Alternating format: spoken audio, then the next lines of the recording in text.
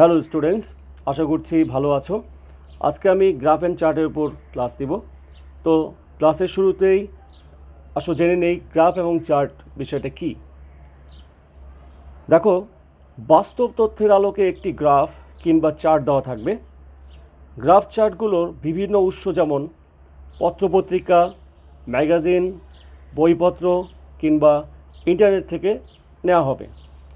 এ ধরনের বর্ণনায় সাধারণত বর্ণনা ভঙ্গি নয়, বরং ভাষা হবে এক ধরনের তুলনামূলক ধাঁচের, অর্থাৎ কম্পারেটিভ একটা রাইটিং হবে, একটার সাথে আরেকটা তুলনা করবে, ইনক্রিজিং বা ডিক্রিজিংয়ের বিষয়টা। এক্ষেত্রে the graph or the chart shows that, যে বিষয়গুলো তুমি লিখবে যেইভাবে বা যেই স্টাইলে গ্রাফটা তোমার লিখতে হবে, the graph or chart shows that steady rise, there is a change in, the survey explains ইত্যাদি ধাঁচের ফ্রেজাল বর্ণনা থাকবে। এছাড়া গ্রাফ চার্টের সমাপ্তি সূচক মন্তব্য অর্থাৎ কনক্লুডিং রিমার্ক থাকা বাধ্যতামূলক। প্রশ্নপত্রে প্রদত্ত ওয়ার্ড লিমিট অনুযায়ী গ্রাফ চার্টটি লিখতে হবে, অর্থাৎ গ্রাফ চার্টের একটা নির্দিষ্ট ওয়ার্ড লিমিট দিয়ে দিবে, সেই ওয়ার্ড লিমিট তোমাকে ফলো করতে হবে। আর গ্রাফ চার্ট যেন এইচএসসির এটা নাম্বার 10, কোশ্চেন নাম্বার ফার্স্ট পেপারের কোশ্চেন নাম্বার 10, এবং এর মার্কসও কিন্তু 10। তাহলে চলো আজকে আমরা একটা গ্রাফ সম্পর্কে আলোচনা করি।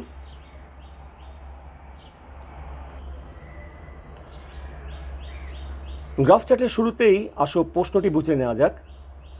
The graph chart shows the choice of profession by educated people in our country, অর্থাৎ আমাদের দেশে শিক্ষিত লোকেরা কোন ধরনের পেশাকে বেছে নেয় তার একটা গ্রাফ দেওয়া আছে, দেখতে পাচ্ছ।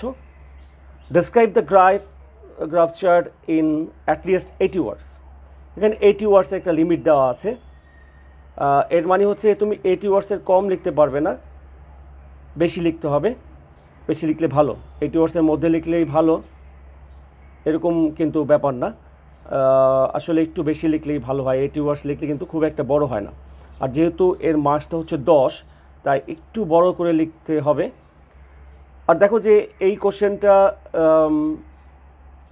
যশোর বোর্ড 2009 এবং চিটাগাং বোর্ড 2017-তে এসছে, 2019 এবং চিটাগাং বোর্ড 2017-তে এসছে। অতএব এই কোশ্চেনটা কিন্তু খুব গুরুত্বপূর্ণ। আবার একটু চার্টটা বুঝে নেই।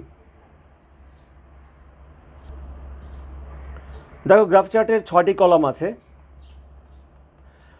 এবং বাম পাশে পার্সেন্টেজ দেওয়া আছে 0 থেকে 70% পর্যন্ত।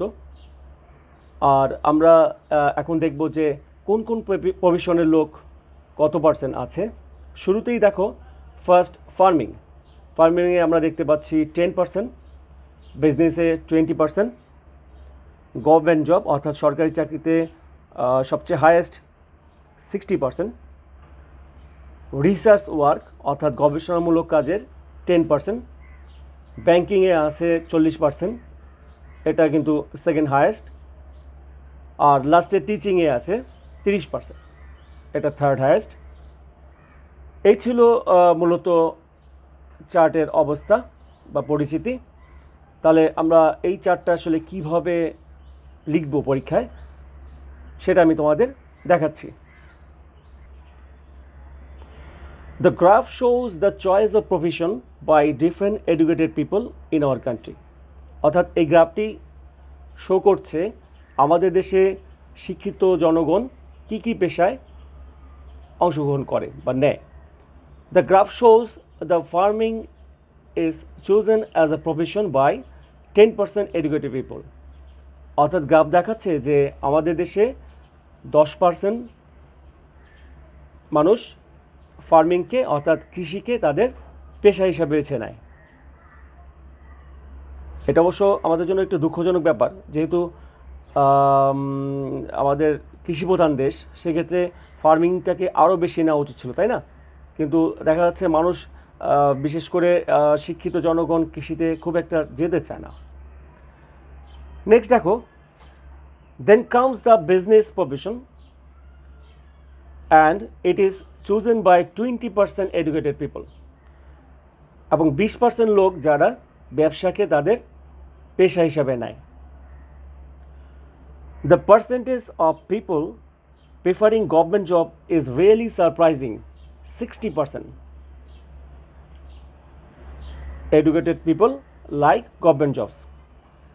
হ্যাঁ, আমাদের চার্টের সবচেয়ে লম্বা কলম যে দেখতে পাচ্ছ, সবচেয়ে হাইয়েস্ট রেট হচ্ছে 60%, এবং এটা হচ্ছে গভর্নমেন্ট জব।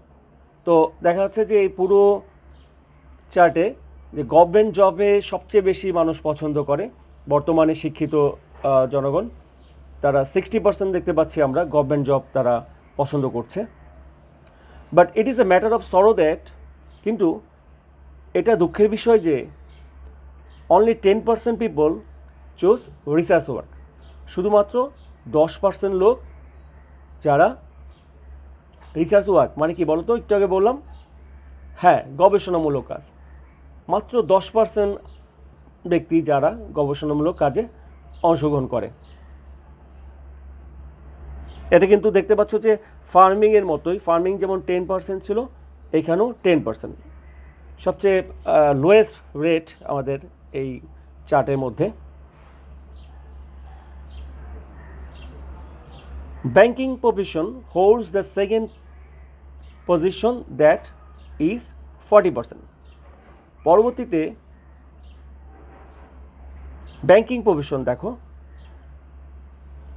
ব্যাংকিং প্রফেশন 40%, অর্থাৎ 40%, শতকরা 40% লোক তারা ব্যাংকিংটাকে তাদের প্রফেশন হিসাবে পছন্দ করে। Then come the teaching profession, এরপর টিচিং প্রফেশনের দিকে আসো, which is chosen by 30% educated people. অর্থাৎ আমাদের এই যে চার্টের সর্বশেষ যে কলামটা আমরা দেখতে পাচ্ছি, টিচিংকে তাদের পেশা হিসেবে নিচ্ছে, অর্থাৎ শিক্ষিত জনগণ পেশা হিসেবে নিচ্ছে কত পার্সেন্ট, 30%, যেখানে কিন্তু banking 40%, government job highest 60%।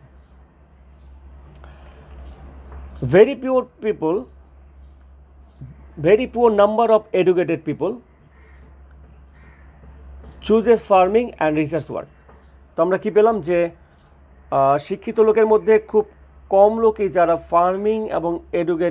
Farming এবং রিসার্চ ওয়ার্কে যাচ্ছে। আমি আগে বলেছি যে আমাদের এই 6টা কলমের মধ্যে দেখো যে সবচেয়ে ছোট 2টা কলাম হচ্ছে ফার্মিং এবং রিসার্চ ওয়ার্ক। আর বাস্তবতাই আমাদের দেশে শিক্ষিত লোকের মধ্যে একটা ট্রেন্ড কাজ করে যে তারা ফার্মিংয়ে খুব কম যেতে চায়, পাশাপাশি গবেষণামূলক কাজেও কিন্তু কম যেতে চায়। সেজন্য এখানে 10% যেটা দেখতে পাচ্ছি আমরা। So from the graph it is clear that most of the educated people are running after jobs, especially government jobs, instead of becoming employed by doing farming or business। তাই আমরা এই গ্রাফ থেকে যে বিষয়টা নিশ্চিত হলাম বা ক্লিয়ার হলাম যে আমাদের দেশে বেশিরভাগ শিক্ষিত লোকেরাই চাকরির পিছনে খুঁজছে, অর্থাৎ চাকরির পিছনে তারা ঘুরছে, এবং তারা বেশিরভাগ হচ্ছে তাদের টার্গেট গভর্নমেন্ট জব পাওয়া। দেখতেই পাচ্ছ হাইয়েস্ট রেটটা গভর্নমেন্ট জবে 60% ছিল, এবং আত্মনির্ভরশীল হওয়ার চেয়ে চাকরি করার ক্ষেত্রে আমাদের দেশের মানুষের প্রবণতা বেশি। এজন্যই আমরা কিন্তু দেখতে পাচ্ছি যে ফার্মিং এবং বিজনেসে আমাদের লোক যত, বিজনেসে 20%, সবচেয়ে কম ফার্মিং এবং রিসার্চ ওয়ার্ক। অর্থাৎ আত্মনির্ভরশীল হওয়ার একটা বড় সুযোগ ছিল ফার্মিংয়ের মাধ্যমে, সেটা মাত্র 10%, সবচেয়ে কম। তাহলে পুরো গ্রাফটা কি দাঁড়ালো? This is a graph chart about the choice of profession by educated people in our country, and here we find 6 column, and the highest rate or the column of government job is 60%, and second highest is banking, and the percentage is 40%, and the third highest is teaching and it's 30%. But surprisingly, or it is a matter of sorrow, that the lowest rate is research work and farming, and both are 10%.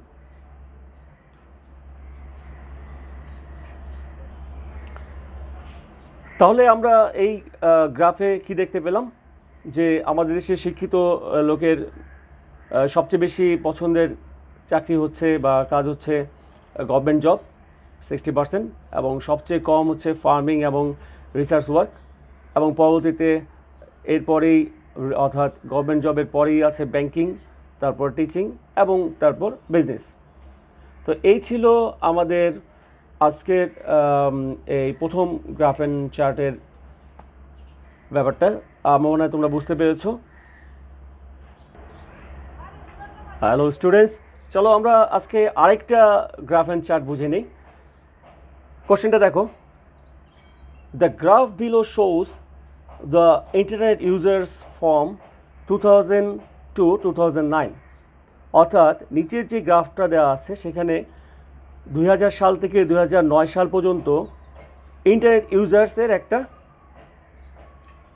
List দেওয়া হয়েছে। Describe the graph in 150 words, 150 ওয়ার্ডের মধ্যে গ্রাফটা তোমাকে বর্ণনা করতে হবে। You should highlight and summarise the information given the graph, এবং গ্রাফের যে ইনফরমেশনগুলো তথ্যগুলো দেওয়া আছে সেগুলোকে তুমি অবশ্যই হাইলাইট করবে এবং সামারাইজ করবে। The internet users in lakh, আমরা পুরো গ্রাফটা একটু বুঝে নিই, তাহলে আমাদের বর্ণনা লিখতে সুবিধা হবে। বাম পাশে দেখতে পাচ্ছ, দেখো যে এই সংখ্যাগুলো লাখ নির্দেশ করছে। 2000 সালে আমরা একটু গ্রাফটা পরিচিত হইনি। 2000 সালে 0.003 লাখ পিপল ইন্টারনেট ইউজ করতো।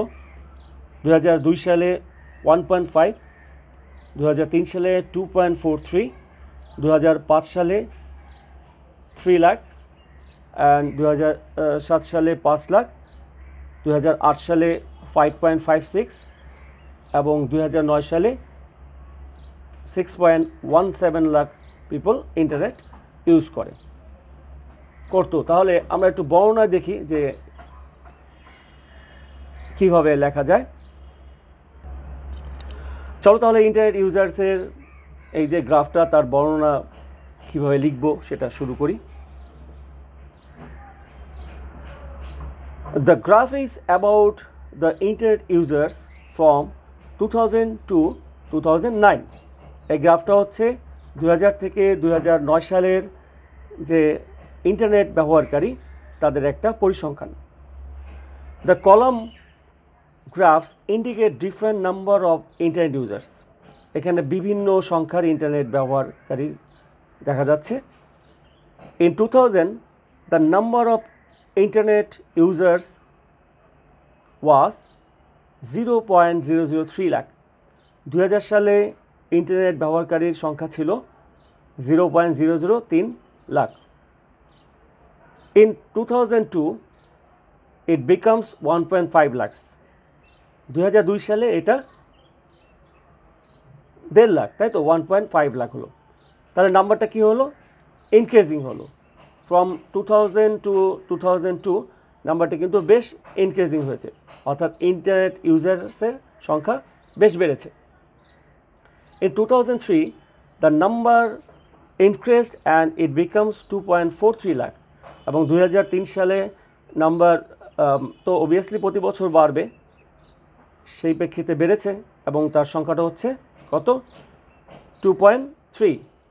দেখতে পাচ্ছ 2000 সালে ছিল 0.003, 2002 সালে 1.5 এবং 2003 সালে 2.43। Again, there is an increase in 2005. 2005 সালও একইভাবে বেড়েছে and it becomes 3 lakh, এবং এটা কিন্তু 3 লাখ হয়ে দাঁড়ালো। যেখানে 2003 সালে ছিল 2.43, অর্থাৎ 2.5 লাখের কম, সেটা 2005 সালে হয়ে দাঁড়ালো 3 লাখ। ইন 2007 সালে কি হলো দেখি, বিকাম 5 লাখ। অর্থাৎ 2007 সালে 2005 সালের থেকে কত বেড়েছে, 2 লাখ বেড়েছে, ইনক্রিজিং 2 lakhs। তুমি কিন্তু এখানে এইভাবে লাইনটাও লিখতে পারো। So the number of internet users increasing 2 lakhs from the year 2005 to 2007। অর্থাৎ 2005 থেকে 2007-এ যে কয় লাখ বেড়েছে, 2 লাখ বেড়েছে। 2008-এ কী হলো দেখি, ইন 2008 ইট ওয়াজ 5.56 লাখ। 2008 সালে কি হলো, এটা 5.5 লাখ ছাড়িয়ে গেল, 5.56। And in 2009 there is another increase, এবং 2009 সালে আরও বাড়লো। And the number of internet users was 6.17, অর্থাৎ 6 লাখের বেশি, প্রায় 6.25 লাখ, তাই তো, কাছাকাছি। One thing is clear that there is no decrease in the number of upcoming। এই গ্রাফ থেকে আমরা যেটা দেখলাম যে ইন্টারনেট ইউজার্সের যে সংখ্যা সেটা কিন্তু প্রতি বছরই বাড়ছিল এবং এটা কোথাও যে কমেনি। Every year there was an increase in its number, প্রতি বছরেই এর সংখ্যা বেড়েছে। অর্থাৎ 2000 সাল থেকে 2009 সালে ইন্টারনেট ইউজার্সের সংখ্যাটা কীভাবে বাড়লো দেখো, প্রতি বছরই কিন্তু সংখ্যাটা বেড়েছিল। 2000 সালে যেখানে ছিল 0.003 লাখ, সেখানে 2002 সালে হয়ে গেল 1.5 লাখ, 2003 সালে সেটা 2.43 লাখ, 2005 সালে হয়ে গেল 3 লাখ। আবার 2007 সালে দেখো সেটা বেড়ে দাঁড়ালো 5 লাখ, 2008 সালে 5.56 এবং 2009 সালে 6.17। সো দ্য হাইয়েস্ট কলাম কোনটা এখানে বলো তো, 2009, অ্যান্ড দ্য লোয়েস্ট কলাম 2000। এবং এর যে ডিফারেন্সটা সেটা এটা থেকে এটা বিয়োগ করলে তো নিশ্চয়ই জানতে পারবে এটা ডিফারেন্সটা কত। তো আমরা এই কলাম থেকে কি দেখলাম, দ্য ইন্টারনেট ইউজার্স প্রতি বছরই বেড়েছে, ইনক্রিজিং।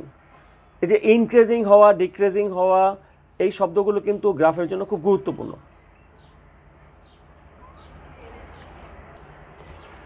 তাহলে প্রিয় শিক্ষার্থীবৃন্দ, কলাম চার্ট নিয়ে আমার আজকের ক্লাস এই পর্যন্তই।